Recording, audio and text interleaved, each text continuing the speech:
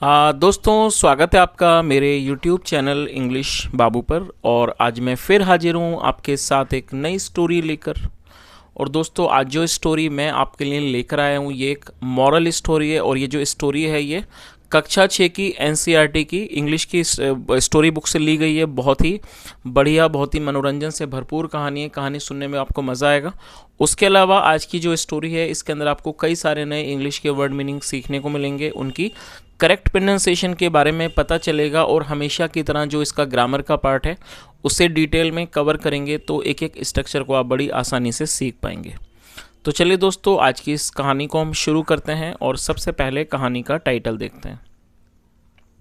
कहानी का टाइटल है द शेफर्ड्स ट्रेजर। क्या अर्थ हुआ दोस्तों? शेफर्ड का मतलब होता है पशु चराने वाला व्यक्ति, उसे शेफर्ड कहा जाता है, जिसकी हिंदी होती है गडेरिया या फिर चरवाहा। और यहाँ एपेस्ट्रोफी एस है जिसका अर्थ होता है का की के। जब हम किसी नाम या व्यक्ति के साथ कुछ जोड़ते हैं तो एपेस्ट्रोफी एस का यूज़ किया जाता है। तो क्या अर्थ हुआ? चरवाहे का। और ट्रेजर मतलब खजाना। तो क्या अर्थ हुआ? द शेफर्ड्स ट्रेजर मतलब कि चरवाहे का खजाना। तो दोस्तों, ये आज की इस कहानी का टाइटल है, शीर्षक है। और अब मैं इसे पढ़ना शुरू करता हूँ। आपसे रिक्वेस्ट है आप इसे बिल्कुल ध्यान से सुने। और यदि कोई नया वर्ड मिले या फिर नया स्ट्रक्चर तो आप उसे नोट करें। और उसके अलावा यदि कहानी अच्छी लगे तो आप इसे लाइक ज़रूर करें। तो चलिए इसको शुरू करते हैं। In a village in Iran there once lived a shepherd। क्या मतलब हुआ दोस्तों? ये जो वाक्य है ये पास्ट इंडेफिनिट का अफर्मेटिव वाक्य है। और जब हम पास्ट इंडेफिनिट में कोई भी अफर्मेटिव का वाक्य बनाते हैं तो वहाँ वर्ब की सेकंड फॉर्म का प्रयोग किया जाता है। लिव का मतलब होता है रहना, किसी स्थान पर निवास करना। और ये वर्ब की सेकंड फॉर्म है LIVED, लिव्ड। तो क्या अर्थ हुआ? In a village in Iran मतलब ईरान के गाँव में there once lived a shepherd, एक बार एक चरवाहा रहता था। तो इस पूरी लाइन का क्या अर्थ हुआ कि एक बार ईरान के गांव में एक बार एक चरवाहा रहता था।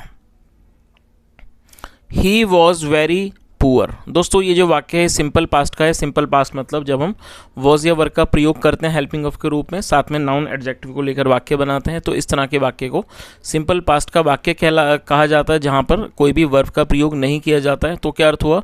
ही वॉज वेरी पुअर, वह बहुत गरीब था। He did not have even a small cottage of his on. ये दोस्तों वाक्य है, ये पास्ट का पजेसिव वाक्य है। पजेसिव का मतलब होता है जब हम पास्ट में कोई ऐसा वाक्य बनाते हैं जहां ये दर्शाते हैं कि पास्ट में किसी के पास कुछ था या नहीं था, इस तरह के वाक्यों को पजेसिव का वाक्य कहा जाता है। और ये पास्ट पजेसिव का नेगेटिव वाक्य है। जब हम नेगेटिव में कोई वाक्य बनाएंगे तो सब्जेक्ट के बाद डिड नॉट और साथ में हैव का यूज़ हेल्पिंग वर्ब के रूप में किया जाता है। तो क्या अर्थ हुआ? He did not have even a small cottage of his on मतलब उसकी अपनी एक छोटी सी झोंपड़ी भी नहीं थी, अपनी खुद की एक छोटी झोंपड़ी भी नहीं थी। He had never been to school और learned to read and write. क्या अर्थ हुआ दोस्तों? इस वाक्य में हैड के साथ थर्ड फॉर्म का यूज़ किया गया। ये पास्ट परफेक्ट का वाक्य है। जब हम पास्ट में कोई परफेक्ट का वाक्य बनाते हैं तो वहाँ पर हैड के साथ वर्ब की थर्ड फॉर्म का प्रयोग किया जाता है। नेवर का मतलब कभी नहीं। तो क्या अर्थ हुआ? He had never been to school, वो कभी भी स्कूल नहीं गया था। और लर्नड या सीखा था, टू रीड पढ़ना, एंड राइट और लिखना उसने सीखा था। For there were very few schools in those days, क्योंकि उन दिनों में वहाँ पर बहुत कम स्कूल होते थे। चलिए आगे देखिए। दो poor and uneducated this shepherd was very wise. दोस्तों, दो का मतलब होता है यद्यपि, हालांकि उसे दो कहा जाता है। दो पुअर एंड अनएजुकेटेड मतलब कि यद्यपि गरीब, और अनएजुकेटेड मतलब कि अशिक्षित या कह सकते हैं अनपढ़। दिस शेफर्ड, ये जो शेफर्ड था, ये जो चरवाहा था, वॉज वेरी वाइज। वाइज का मतलब होता है समझदार, वो बहुत ज़्यादा बुद्धिमान था, समझदार। तो इस पूरी लाइन का क्या अर्थ हुआ कि यद्यपि, हालांकि वो गरीब था और अनपढ़ था, लेकिन वो जो शेफर्ड था वो बहुत समझदार था, बुद्धिमान था। He understood people's sorrows and troubles. दोस्तों, यहाँ ये भी वाक्य पास्ट इंडेफिनिट का अफर्मेटिव वाक्य है जहाँ सेकंड फॉर्म का यूज़ किया गया। अंडरस्टैंड का मतलब होता है समझना, और ये वर्ब की सेकंड फॉर्म है अंडरस्टूड, और यहाँ पीपल के बाद एपिस्ट्रोफी एस है, तो जिसका अर्थ हुआ लोगों का या लोगों के। तो क्या अर्थ हुआ, ही अंडरस्टूड पीपल सोरो। सोरो का मतलब था दुख, गम, उसे सोरो कहा जाता है, ये प्लूरल नाउन है। ट्रबल्स मतलब परेशानियां। He understood people's sorrows and troubles मतलब वह लोगों के दुख और उनकी समस्याओं को, परेशानियों को समझता था। एंड हेल्प्ड देम, और उनकी मदद करता था। फेस देयर प्रॉब्लम्स, और वो उनकी मदद करता था कि वो अपनी प्रॉब्लम्स का, समस्याओं का सामना करें। विथ करेज, हिम्मत के साथ, बहादुरी से। एंड कॉमन सेंस, और एक सामान्य बुद्धि से वो उस चीज़ का साहस करें। तो इस पूरी लाइन का क्या अर्थ हुआ कि वो लोगों की गमों को, मतलब कि लोगों के दुखों को, परेशानियों को समझने में समझता था, और वो उनकी मदद करता था कि वो उस अपनी समस्याओं को हिम्मत के साथ झेलें, और वो इस चीज़ में लोगों की मदद करता था। आगे देखिए, many people came to him, और ये भी पास्ट का अफर्मेटिव वाक्य है, सेकंड फॉर्म का यूज़ है। कम मतलब आना, second form came. Many people came to him, बहुत लोग उसके पास आते थे। फॉर एडवाइस, सलाह के लिए। Soon he became famous for his wisdom, और दोस्तों फेमस का मतलब था प्रसिद्ध हो जाना, मशहूर हो जाना, और ये बिकम मतलब बनना, सेकंड फॉर्म बिकेम, और ये पास्ट का ही अफर्मेटिव वाक्य है। सून मतलब जल्दी ही बिकेम फेमस, वह मशहूर हो गया, वह प्रसिद्ध हो गया। फॉर हिज विजडम, अपनी बुद्धिमानी के लिए। एंड फ्रेंडली नेचर, और एक दोस्ताना वाले व्यवहार के लिए, एक दोस्ताना वाले व्यक्ति स्वभाव के लिए वो बहुत ज़्यादा फेमस हो गया। The king of that country heard about him, दोस्तों हियर का अर्थ होता है सुनना, सेकंड फॉर्म में हर्ड, तो क्या अर्थ हुआ, the king of that country heard about him, मतलब जो उस देश का राजा था, उसने उसके बारे में सुना। एंड थॉट, और उसने सोचा। थिंक मतलब सोचना, सेकंड में thought. And thought of meeting him, और उसने उनसे मिलने के बारे में सोचा।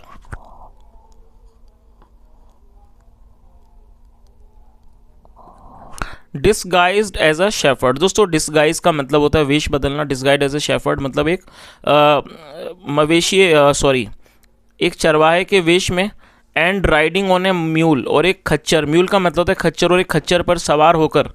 वन डे, एक दिन। The king came to the cave, जो राजा था वो आया, कहाँ आया, टू द केव। केव का मतलब गुफा, मतलब उस गुफा पर आया। Where the wise shepherd lived, जहाँ वो बुद्धिमान चरवाहा रहता था। As soon as the shepherd saw the traveller, दोस्तों ये भी पास्ट का अफर्मेटिव वाक्य है, जहाँ सेकंड फॉर्म का यूज़ किया गया। सी मतलब देखना, सेकंड फॉर्म से, सॉ SAW सॉ, और एज सून एज का अर्थ होता है जैसे ही। As soon as the shepherd saw the traveller coming, जैसे ही उस चरवाहे ने उस ट्रैवलर को, ट्रैवलर मतलब यात्री को, आते हुए देखा। Traveller coming towards the cave, towards मतलब की ओर, और द केव मतलब गुफा। तो इस पूरी लाइन का क्या अर्थ हुआ, as soon as the shepherd saw the traveller coming towards the cave, मतलब जैसे ही चरवाहे ने उस यात्री को गुफा की तरफ आते हुए देखा। He rose to welcome him, और वो खड़ा हो गया। राइज मतलब खड़ा होना, second form rose. He rose to welcome him, वह उसके स्वागत के लिए खड़ा हो गया। He took the tired traveller inside the cave, take का अर्थ होता है ले जाना, सेकंड फ्रॉम टुक, और ये पास्ट का ही अफर्मेटिव वाक्य है। और टायर्ड का मतलब थका हुआ, जो कि एक एडजेक्टिव है। He took the tired traveller inside the cave, मतलब क्या हुआ कि वह थके हुए यात्री को गुफा के अंदर ले गया। Gave him water to drink, उसे पीने के लिए पानी दिया। And a share of his own meagre meal, और जो उसकी एक छोटी सी, जो मीगर, एक बहुत ही ज़्यादा, जो एक मामूली सी, दोस्तों आप इस वर्ड को नोट कर लीजिए, मीगर, जो उसका एक जो मामूली सा जो उसका मील था, भोजन था, वो उसने उसे दिया। The king rested for the night, rest मतलब आराम करना, सेकंड फ्रॉम रेस्टेड, जो राजा था उसने आराम किया, फॉर द नाइट उस रात, इन द केव गुफा में। And was greatly impressed by the shepherd's hospitality, और इम्प्रेस का मतलब है प्रभावित होना, और बहुत ज़्यादा प्रभावित हुआ किस चीज़ से, by the shepherd's hospitality. Hospitality का मतलब होता है मेहमान नवाजी, उसे हॉस्पिटैलिटी कहते हैं। अतिथि सत्कार मतलब उस चरवाहे की जो मेहमान नवाजी थी, तो जो उसका अतिथि सत्कार था, उस चीज़ से जो राजा था बहुत ज़्यादा प्रभावित हुआ। एंड वाइज कॉन्वर्सेशन, और जो उसकी जो ये समझदारी वाली बातचीत थी, उससे वो बहुत ज़्यादा प्रभावित हुआ। चलिए आगे देखिए।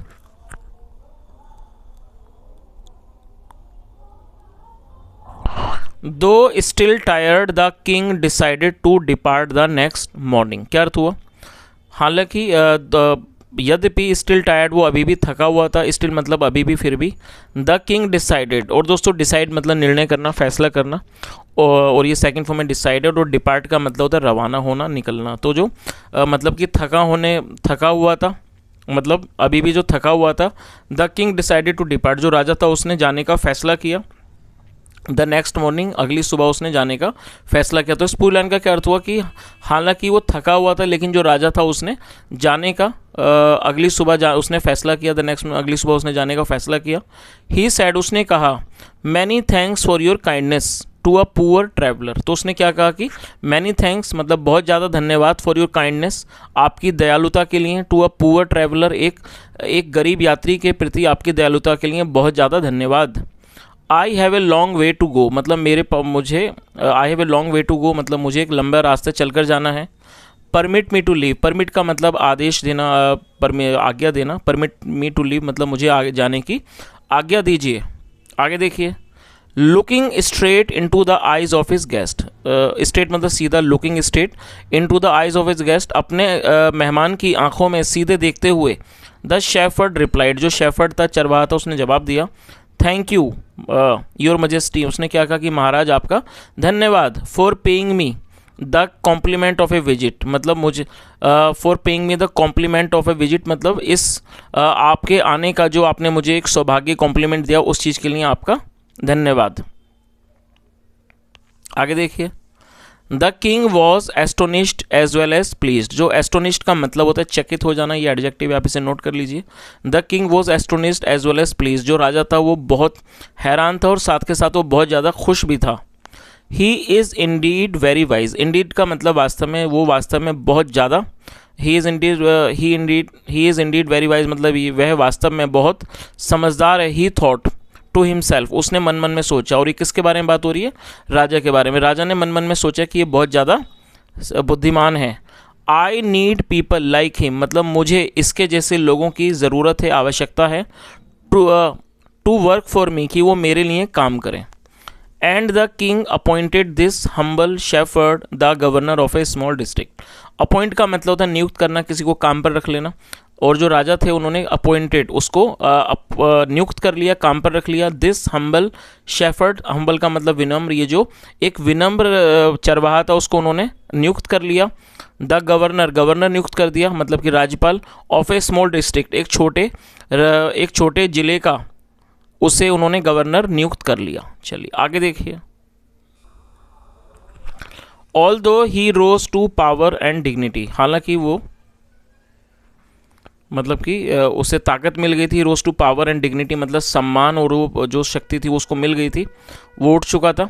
The shepherd remained as humble as ever, और दोस्तों ये जो रिमेन है इसका मैं यूज़ बताता हूँ। रिमेन का यूज़ जब किया जाता है जब हम कोई ऐसा वाक्य बनाते हैं जहाँ ये दर्शाते हैं कि कोई व्यक्ति किसी विशेष अवस्था में बना रहा, तो वहाँ रिमेन का यूज़ किया जाता है। तो क्या अर्थ हुआ, although he rose to power and dignity मतलब हालांकि, मतलब उसमें वो उसे शक्तियाँ मिल गई थी और एक डिग्निटी, एक जो सम्मान था वो मिल गया था।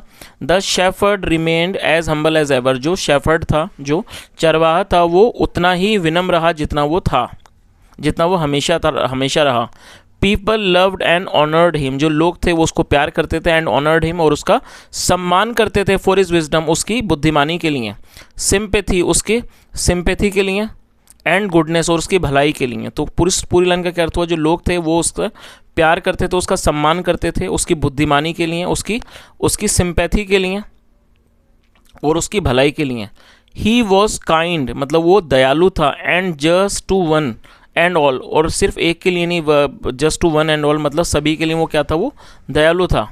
His fame as a fair and wise governor soon spread throughout the country. क्या अर्थ हुआ दोस्तों, फेम का मतलब होता है प्रसिद्धि, ये नाउन है। His fame as a fair and wise governor मतलब जो उसकी प्रसिद्धि थी एक अच्छे और बुद्धिमान गवर्नर के रूप में। सून स्प्रेड, वो जल्द ही फैल गई। थ्रू आउट द कंट्री मतलब पूरे देश में उसकी जो एक अच्छा और जो समझदार वाली जो उसकी प्रसिद्धि थी गवर्नर के रूप में, वो पूरे देश में फैल गई। आगे देखिए, now the governors of other provinces grew terribly jealous. अब जो गवर्नर्स थे ऑफ अदर प्रोविंसेस, दूसरे प्रोविंसेस की, दूसरे प्रांतों के जो गवर्नर्स थे ग्रीव टेरिबली जेलस, और ग्रो का मतलब होता है बढ़ना, सेकंड फ्रॉम ग्रीव, और ग्रो जेलस का मतलब ईर्ष्यालु हो जाना, जलने लग जाना, वो उससे बहुत ज़्यादा जलने लगे, बहुत ज़्यादा वो ईर्ष्यालु हो गए of him, and began to talk to the king, और वो बात करने लगे began to talk to the king, राजा से बात करने लगे अगेंस्ट हिम, और वो उसके खिलाफ राजा से बात करने लगे। और रीज़न क्या था कि वो जो बाकी गवर्नर थे वो उसके प्रति वो उससे जलने लगे, उससे वो ईर्ष्यालु हो गए। दे सैड, दोस्तों दे का मतलब होता है वे या वे लोग, जब सब्जेक्ट में एक से ज़्यादा लोग शामिल होंगे तो दे का यूज़ किया जाता है। तो दे सैड, उन्होंने कहा, ही इज़ वेरी डिसऑनेस्ट। दोस्तों डिसऑनेस्ट का मतलब है बेईमान, जो कि एक एडजेक्टिव है। तो उन्होंने क्या कहा, दे सैड, उन्होंने कहा, ही इज़ वेरी डिसऑनेस्ट, वह बहुत बेईमान है, एंड कीप्स फॉर हिमसेल्फ, और वो रखता है अपने लिए, पार्ट ऑफ द मनी, उन पैसों के हिस्से को, दैट ही कलेक्ट्स, जो वो इकट्ठा करता है, एज टैक्स, एक राजस्व के रूप में, टैक्स के रूप में, फ्रॉम द पीपल, लोगों से। तो उन्होंने क्या कहा, लोगों ने मतलब उन लोगों ने क्या कहा जो उसके खिलाफ थे, कि वो बेईमान है और वो अपने लिए उस पैसों के हिस्सों को रखता है, जो वो कलेक्ट करता है, इकट्ठे करता है लोगों से टैक्स के रूप में, उन पैसों को वो उसका एक हिस्सा वो अपने लिए रखता है। Why did he always carry with him, वो हमेशा अपने साथ क्यों कैरी करता है, कैरी मतलब ले जाना। दे एडेड, उन्होंने जोड़ा, एन आयरन चेस्ट, मतलब एक लोहे की जो चेस्ट है, तिजोरी है, वो उसे अपने साथ क्यों लेके चलता है। परहैप्स, शायद, ही कैरीड इन इट, शायद वह उसमें लेकर जाता है, द ट्रेजर, खजाने को, that he had secretly collected, जो उसने सीक्रेटली मतलब गुप्त रूप से जो उसने इकट्ठा किया है। तो उनका कहना था कि वो एक जो लोहे की तिजोरी है, चेस्ट है, उसको हमेशा लेके चलता है, और वो उसके अंदर खजाने को लेके चलता है, that he had secretly collected, जो उसने गुप्त रूप से इकट्ठा किया है। आफ्टर ऑल, वैसे भी, दे सैड, उन्होंने कहा, मॉकिंगली, मजाक उड़ाते हुए, he was an ordinary shepherd, वह एक साधारण चरवाहा था, and could behave no better, और वो अच्छा व्यवहार नहीं कर सकता। चलिए आगे देखिए। एट फर्स्ट मतलब पहले तो, the king did not pay attention to these reports. दोस्तों ये जो वाक्य है ये पास्ट इंडेफिनिट का नेगेटिव वाक्य है, और जब हम पास्ट इंडेफिनिट में कोई भी नेगेटिव का वाक्य बनाते हैं तो सब्जेक्ट के बाद डिड नॉट लगाई जाती है, साथ में फर्स्ट फॉर्म लगाते हैं। पे अटेंशन मतलब ध्यान देना। एट फर्स्ट मतलब कि पहले तो, the king the did not pay attention मतलब पहले तो जो राजा थे उन्होंने ध्यान नहीं दिया, टू दीज रिपोर्ट्स, इन खबरों पर। But how long could he ignore these governors, लेकिन कब तक वो इन गवर्नर्स को, ये जो गवर्नर्स हैं उनको वो कब तक इग्नोर मतलब उनको कब तक वो नज़रअंदाज कर सकते थे। एंड देयर एंडलेस स्टोरीज, और उनकी अंतहीन कहानियों को कब तक नज़रअंदाज कर सकते थे, अबाउट द शेफर्ड्स, उस चरवाहे के बारे में। वन थिंग वॉज सर्टेन मतलब एक चीज़ निश्चित थी, द किंग डिस्कवर्ड, राजा ने इस बात का पता लगाया। The new governor did carry an iron chest, कि जो ये नए गवर्नर हैं वो वास्तव में एक जो आयरन चेस्ट है, लोहे की जो एक तिजोरी थी, उसको वो कैरी करते थे, ले जाते थे, विद हिम, अपने साथ, ऑल द टाइम, हर समय। चलिए आगे देखिए।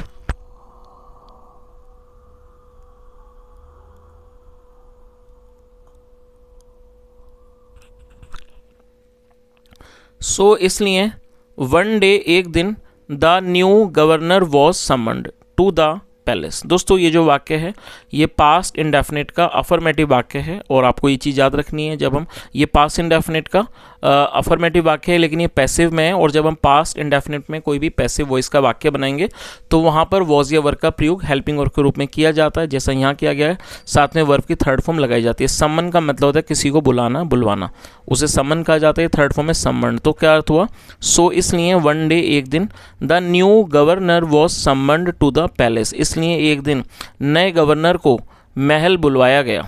ही came riding on his camel, camel मतलब ऊँट, मतलब वह अपने ऊँट पर सवार होकर आए। एंड टू एवरीवन्स डिलाइट, और ये हर कोई खुश हो गया। The famous iron chest was there, और जो ये मशहूर मतलब ये जो प्रसिद्ध लोहे की जो चेस्ट थी मतलब जो तिजोरी थी, वॉज देयर फास्टेंड, वो बंधी हुई थी, सिक्योरली बट सुरक्षित रूप से, बिहाइंड हिम, उनके पीछे, ऑन द कैमल्स बैक मतलब कि ऊँट के पीठ पर। तो इस पूरी लाइन का क्या अर्थ हुआ कि मतलब वो अपने केमल पर, ऊँट पर सवार होते हुए आए, और सभी को मतलब बहुत ज़्यादा चीज़ की खुशी हुई, क्योंकि ये जो एक फेमस जो प्रसिद्ध जो उनकी लोहे की जो ये तिजोरी थी वो बंधी हुई थी बड़े सुरक्षित रूप से, behind him on the camel's back, उनके पीछे मतलब ऊँट की पीठ पर वो बंधी हुई थी। चलिए आगे देखिए। नाउ मतलब कि अब, द किंग वॉज एंग्री, जो राजा थे वो एंग्री थे। एंग्री का मतलब होता है नाराज होना। ही थंडर्ड, थंडर का मतलब होता है गरजना, वो गरजे बहुत ज़्यादा, दहाड़े। Why do you always carry that iron chest with you, तो उन्होंने क्या कहा कि why do you always carry that iron chest with you, मतलब आप हमेशा इस लोहे की तिजोरी को अपने साथ क्यों ले जाते हो, क्यों लेकर चलते हो। वॉट डज इट कंटेन, इसके अंदर क्या है। कंटेन का मतलब होता है किसी चीज़ के अंदर कुछ होना, तो उन्होंने क्या कहा, वॉट डज इट कंटेन, इसके अंदर क्या है। द गवर्नर स्माइल्ड, जो गवर्नर थे वो मुस्कुराए। He asked his servant to bring in the chest, और जो इन मतलब अंदर जो ही आस्क्ड हिज सर्वेंट, उन्होंने अपने नौकर को कहा। To bring in the chest मतलब उन्होंने अपने नौकर को तिजोरी अंदर लाने को कहा। आगे देखिए।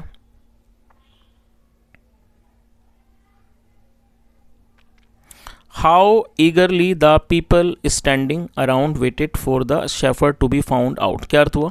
ईगरली का मतलब होता है उत्सुकता से, और ये एक एडवर्ब है। एडवर्ब का मतलब ऐसा शब्द जो किसी वर्ब की विशेषता का वर्णन करता है। तो क्या अर्थ हुआ, how eagerly the people standing around, जो लोग थे बहुत ज़्यादा उत्सुकता में आसपास खड़े हुए थे। वेटेड, और वो इंतज़ार में थे। For the shepherd to be found out, कि वो ये जो शेफर्ड है, जो चरवाहा, इसका पता लगे।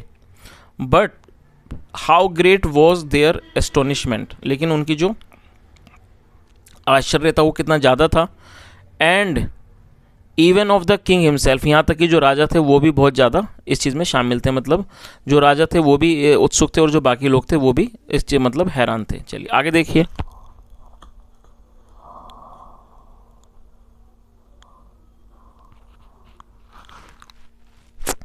When the chest was opened, और ये भी पास्ट इंडेफिनिट का पैसिव वॉइस का वाक्य है, जहाँ वॉज के साथ थर्ड फॉर्म लगाई गई है। When the chest was opened, जब उस तिजोरी को खोला गया।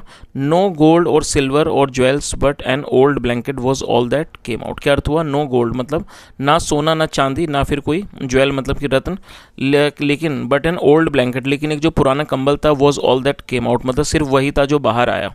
होल्डिंग इट अप, इसको ऊपर पकड़ते हुए। प्राउडली मतलब गर्व से उसे पकड़ते हुए। द शेफर्ड सेड, चरवाहा ने कहा। दिस मतलब ये, माई डियर मास्टर, मेरे प्यारे मालिक।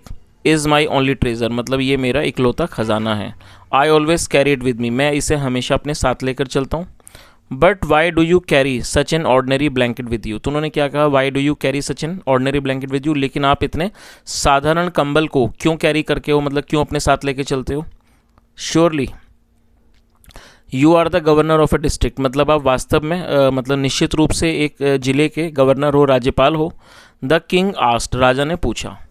टू विच, जिस पर। The shepherd replied with quite dignity, जो इस बात पर जो शेफर्ड था, चरवाहा था, उसने उत्तर दिया, जवाब दिया विथ क्वाइट डिग्निटी, पूरे सम्मान के साथ। This blanket is my oldest friend, तो उसने क्या कहा, दिस, और ओल्डेस्ट का मतलब सबसे पुराना, जो कि एक एडजेक्टिव है। This blanket is my oldest friend मतलब ये कंबल मेरा सबसे पुराना दोस्त है। It will still protect me, ये मेरी अभी भी रक्षा करेगा, मेरे को बचाएगा। इफ़ एट एनी टाइम, यदि किसी भी समय, योर मजेस्टी मतलब कि महाराज, शुड विश टू टेक मतलब यदि उनकी इच्छा हो, to take away my new cloaks, यदि उनकी कोई भी इच्छा हो मेरी जो नई जो चीज़ें हैं वो ले लेने की, तो अभी भी जो ये मेरा कंबल है वो मेरी रक्षा करेगा। आगे देखिए। और दोस्तों ये जो वर्ड है आप इसे नोट कर लीजिए। क्लॉक का मतलब होता है किसी तरह का कोई लबादा, चोगा वगैरह। तो उसने जवाब क्या दिया कि यदि किसी भी समय मतलब कि महाराज की ऐसी इच्छा हो कि वो मेरे ये जो मेरा लबादा है, जो मेरा चोगा है, उसको ले लेते हैं, तो उसके बाद भी ये मेरी रक्षा करेगा।